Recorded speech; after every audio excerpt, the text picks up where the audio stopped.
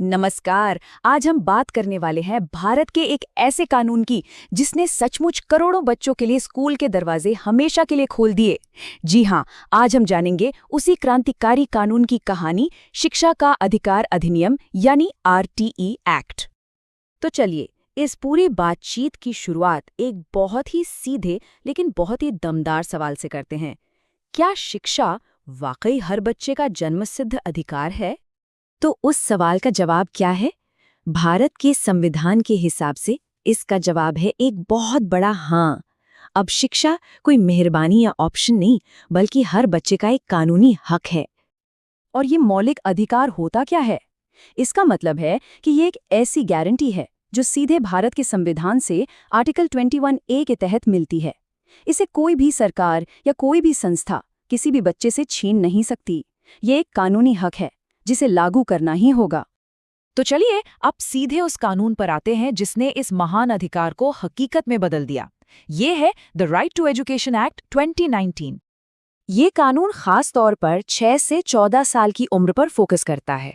और सोचिए, ये वही उम्र है ना जब एक बच्चे का दिमाग सबसे तेजी से सीखता है और उसके पूरे भविष्य की नींव रखी जाती है। और इस कानून का वादा क्या है? बिल्कुल सीधा और साफ। हर बच्चे को उसके पड़ोस के स्कूल में मुफ्त और अनिवार्य शिक्षा मिलेगी, और सिर्फ एडमिशन नहीं बल्कि क्वालिटी एजुकेशन। और ये सब हुआ भी बहुत तेजी से। देखिए, अगस्त 2009 में ये कानून संसद से पास हुआ और कुछ ही महीनों के अंदर 1 अप्रैल 2010 से इसे पूरे देश में लागू कर दिया गया। सच में एक ऐतिहासिक दिन। तो इस कानून से बच्चों को क्या नए राइट्स मिले? चलिए देखते हैं कि क्लासरूम के अंदर आखिर बदला क्या। सबसे पहले और सबसे जरूरी, किसी भी तरह का शारीरिक दंड या मानसिक उत्पीड़न अब पूरी तरह से गैरकानूनी है। बच्चों को मारना पीटना या किसी भी तरह से परेशान करना अब एक अपराध है। स्कूल अब किसी भी बच्चे के साथ धर्म, जाति, लिंग या सामाजिक हैसियत के आधार पर जरा सा भी भेदभाव नहीं कर सकते। कानून की नज़र में हर बच्चा एक बराबर है। इस एक्ट के तहत क्लास 1 से 8 तक किसी भी बच्चे को फेल करके उसी क्लास में रोका नहीं जाएगा। इसका मकसद बच्चों को फेल करके उनका हौसला तोड़ना नहीं, बल्कि उन्हें एक्स्ट्रा मदद देकर सीखने में उनकी सहायता करना है। इसके अलावा भी कई रुकावटें हटाई गई। अब उम्र का सबूत न होने पर एडमिशन नहीं रोक सकते। अगर कोई बच्चा स्कूल छोड़ चुका है तो उसे उसकी उम्र के हिसाब से सही क्लास में एडमिशन मिलेगा। और हाँ, 8वीं क्लास तक बोर्ड परीक्षा का कोई टेंशन भी नहीं। अब देखिए, अगर बच्चों को अधिकार मिले हैं तो जाहिर है स्कूलों की जिम्मेदारियां भी तो बढ़ी हैं, है ना? आइए देखते हैं कि स्कूलों के लिए क्या-क्या बदला है। अब ये वाला पॉइंट, ये सच में एक गेम चेंजर है।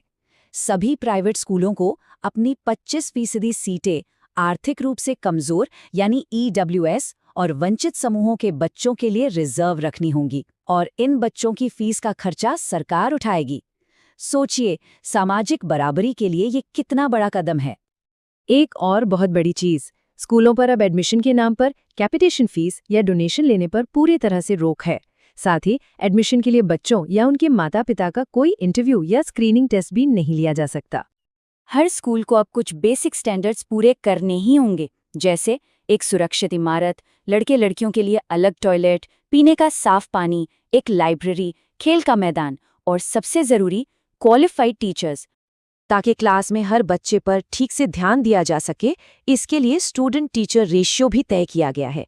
प्राइमरी लेवल पर हर 30 बच्चों पर एक टीचर और अपर प्राइमरी में हर 35 बच्चों पर एक टीचर होना अनिवार्य है। तो अब 1 दशक से ज्यादा हो चुके हैं इस कानून को। इसका सफर अब तक कैसा रहा है? चलिए इसकी सफलताओं और चुनौतियों दोनों पर एक नजर डालते हैं। तो हिसाब किताब क्या कहता है? देखिए, सफलताएं तो निश्चित रूप से बहुत बड़ी हैं। आज करोड़ों बच्चे स्कूल में हैं जो शायद पहले नहीं होते। स्कूल छोड़ने वालों की दर में भारी कमी आई है। लेकिन सिक्के का दूसरा पहलू भी है। कई जगहों पर 25% कोटे का फायदा सही बच्चों तक नहीं पहुंच पा रहा, और अच्छे ट्रेन टीचर्स की कमी आज भी एक बहुत बड़ी चुनौती है, जिससे पढ़ाई की क्वालिटी पर सवाल उठता है। तो अब सवाल ये है कि यहाँ से आगे का रास्ता क्या है? इस कानून के वादे को पूरी तरह से जमीन पर कैसे उतारा जाए? इस कानून की जो असली आत्मा है ना, वो इस एक वाक्य में छिपी है।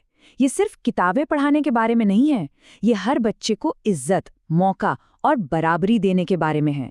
ये उनके भविष्य को मजबूत बनाने का एक जरिया है। तो ये आखिरी सवाल सिर्फ सरकार के लिए नहीं, हम सबके लिए है। इस महान कानून को सिर्फ किताबों से निकालकर भारत के हर बच्चे की हकीकत बनाने के लिए अगला सबसे जरूरी कदम क्या होना चाहिए, इस पर सोचना बहुत जरूरी है।